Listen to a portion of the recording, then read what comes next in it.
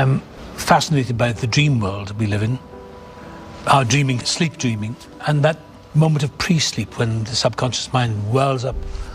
And my own personal feeling is that, and this is beyond religion or spirituality, is that this is all an illusion, Maya.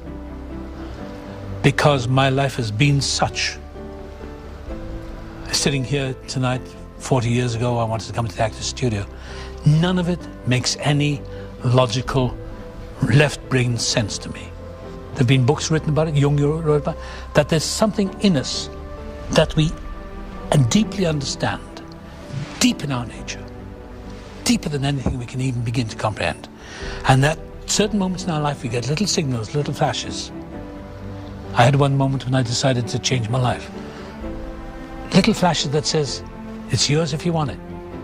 And I don't know how that happens, but it's happened to me. So that's what I've tried to put into this movie about the dream-like nature of life.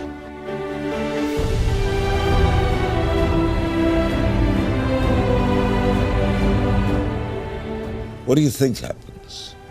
I don't know. I think there's a superior consciousness in all of us that we touch into sometimes. I don't know if I believe in anything. I mean, I'm a deity, but I believe whatever that thing is that we talk about for centuries, I think it's just within us.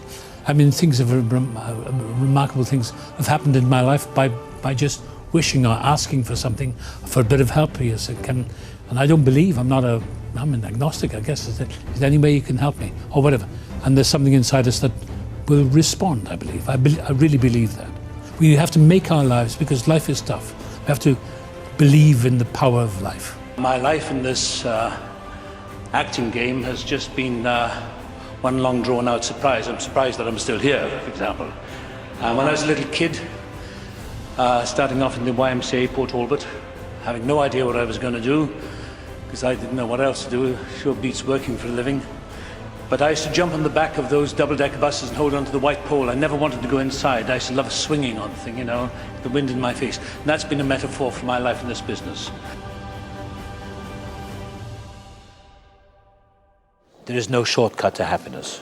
You have to live your life, and if it hits you, fine.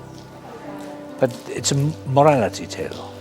When I was younger, I wanted to be famous.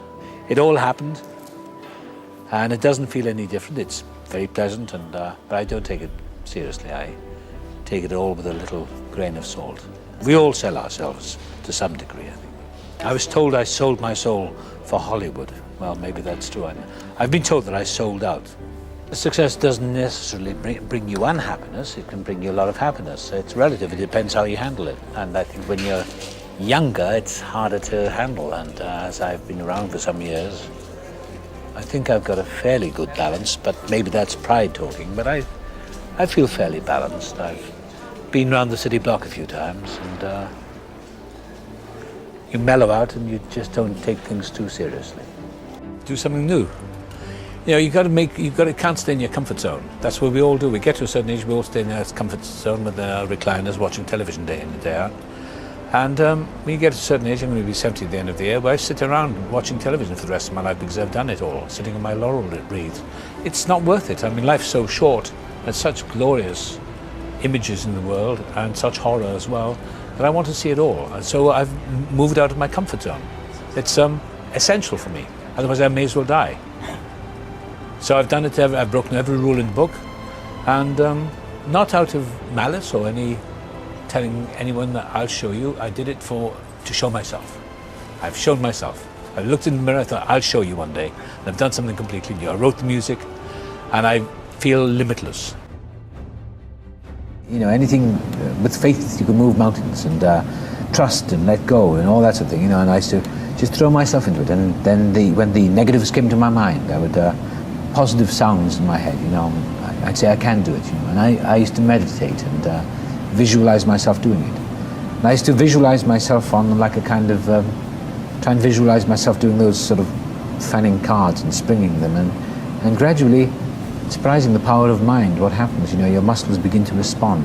It's like anything really. If you're playing the piano or driving a car, it comes through relaxation. And not to take life on its face value, that it's all a mystery and it's an illusion, and that everything is random and there are no guarantees. And also, I don't know what to take. There's no message in it. I'm not meant to miss. It's also, I know people are getting a strange intuitive feeling about the nature of it because they're talking about the subconscious mind, the nature of memory and dreams. The whole thing is a dream. Everything in it is a dream. And I'm not sure where the reality is. But when you look at our own lives, we don't know if there's any, we don't know what reality is. We don't know what life is. We don't know what time is. We could be dreaming this at this moment. We don't know. That's how asleep the human race is. So our whole history has been one of a slumber. And sometimes it takes a little bit of, I wanted to wake people up a little, just pull the rug. Say, oh, this is a movie. Now we sit there and go, what? That's what I want to do. In your 79 plus years on this planet, what is there a bit of wisdom that you can share with us that maybe something we wouldn't know because we've overlooked it, or something that you really, above all else, you think you've learned that you can share with us? Just keep going. Keep going. Never give up. I think that's really good advice, too. Never give up. Because, you know, the thing is, we get questions in our head and little voices that put us down when we were kids and all that. So I get over that. That's what I've had to do, is get over the, you know, whatever troubles. And just, I carry a photograph of myself in my phone when I was a little boy. And I was a little confused kid, as we all were. And I look at him and I said, we did okay, kid. We did okay. That's a very high-tech way of talking to yourself. It reminds you deep down inside. I like that. Because life is tough, but you just got to get out of bed, get on and do it. My grandfather always carried his own luggage and all of our luggage, too. And we were always like, what are you doing? Put that down. But now I realize, like, that's what it is, right? That's what you got to do. He kept going. Yeah. You got to do it.